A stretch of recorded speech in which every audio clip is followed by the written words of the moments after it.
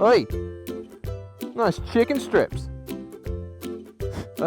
Thanks? The hell is a chicken strip? Oi, bro. Yeah, did you hear about Jono? No. Apparently he was lane splitting with a pillion and got into a mad tank slapper. He was lucky. A tank slapper? Huh. Alright. Oh yeah, how did it sound? I reckon he was more concerned about damaging his new shoey more than anything. Oh, wait, I know this one. Totally. I didn't know you were allowed to drink while riding. Okay.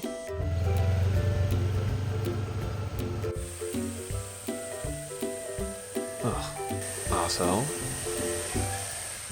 Motorcycle terms and slang can be confusing as hell. I remember when I first started, I was often left wondering what the hell people were talking about. Some of the terms that I heard used made it sound like they were speaking a different language. And I often used the smile and nod technique to just try and make it seem like I understood what they were saying. Well, don't worry, today we're going to decode some of these confusing phrases and go over the 10 must-know terms and slang that you'll hear in the motorcycling world. Stick around to the end and I'll throw in an important extra one to make sure that you don't look like a newbie at your next motorcycle meet. Because trust me, I've been there and it can be embarrassing. Number 1, target fixation or tunnel vision. Now you'll probably be taught about this one when you go through your motorcycle course. And it's basically when a rider fixates on an obstacle instead of the road in front of them. This is probably one of the most dangerous things that can happen to a motorcyclist because it can happen so quickly and so easily. As humans, our vision has evolved to sort of lock onto things, especially in our peripheral visions, and it helps us to identify threats. So it's essentially when something distracts us from the road and we lock onto it with our vision and we can actually inadvertently steer ourselves towards it,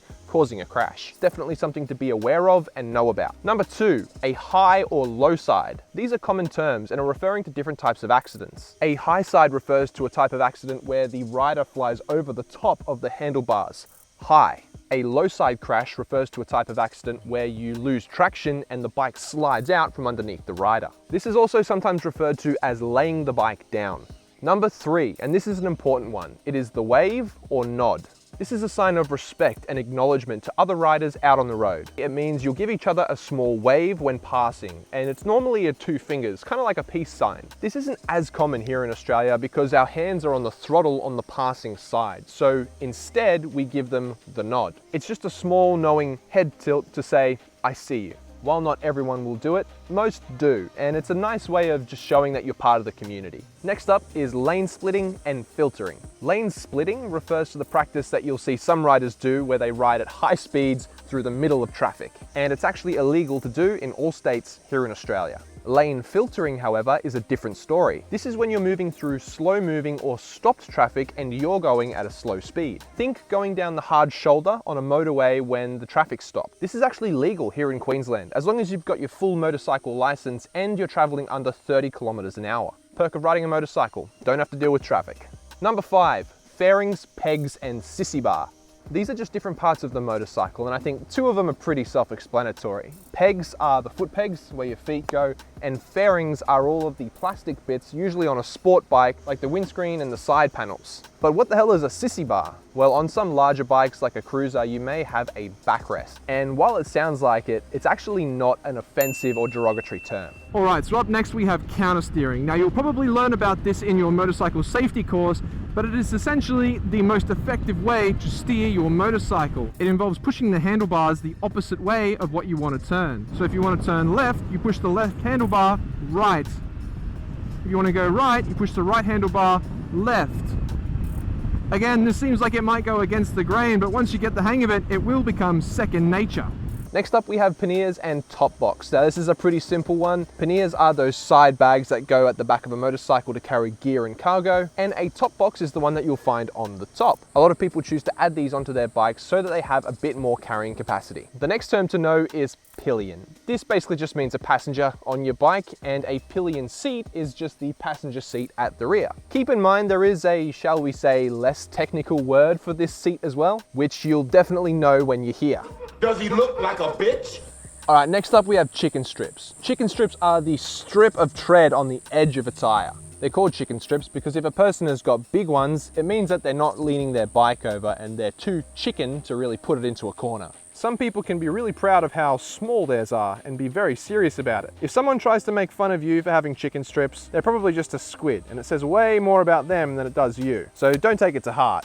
Nate, have those chicken strips. Fuck your chicken strips! Alright, tank slapper or death wobble. A tank slapper is a situation where the handlebars violently go back and forth like this while riding, and sometimes they end up wiggling so much that they hit the gas tank. This is also known as the death wobble, and it is an extremely dangerous thing to have happen on a motorcycle. It'll usually happen at high speeds on places like the highway, and is probably one of the most frightening things that can happen to someone on a bike. Which leads on to the next one, which is ATGAT, and that is an acronym for all the gear, all the time. And it's a phrase to help emphasize and remember just how important it is to completely gear up every time you go out for a ride. And look, I've been the guy that's ridden down to the gym in only a pair of shorts and a t-shirt before, but once you understand the importance of gear, that lack of care will stop. Okay, now the extra one just for good luck, and it is the term squid.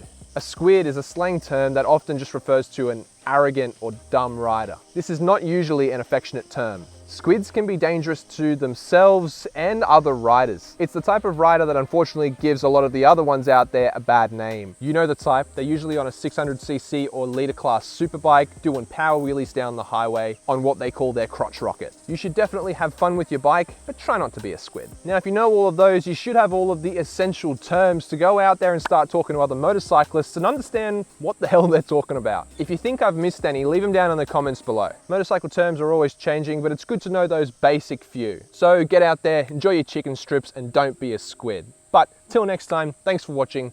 See ya.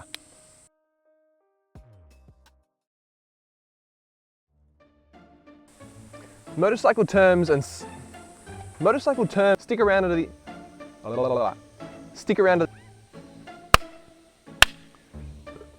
baby magpie up there. Hope it doesn't fucking swoop me.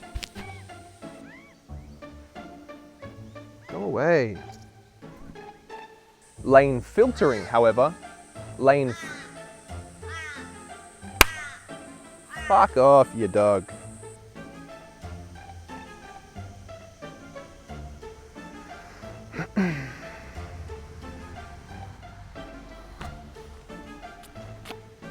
Fuck off. Chicken strips are the fuck.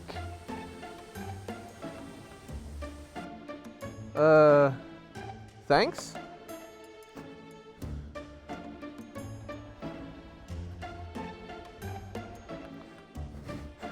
Oh, closer.